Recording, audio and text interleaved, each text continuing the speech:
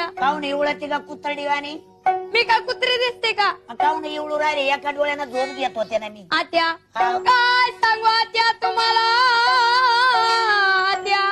काय झालं अहो काय मी सारे काम करते बर भांडे मी घासते बर धुणं मी धुते बर स्वयंपाक मी करते मग सारं काम मी करते मग काय झालं मी काय तुमचं उक्ता घेतलं का अगं झालं काय मला तोंडाना तरी सांग ना अहो ती तुमची मोठी सून हा ते तर रमलो दे हा माझी जाऊ हा नुसती पलंगावरती महाराणीवाणी बसून राहते बर सारं काम मला सांगा ती अगं तू लहान मी आहे काय या घरातली नौकरी का रडू नको लहान आहे तू. रडू नको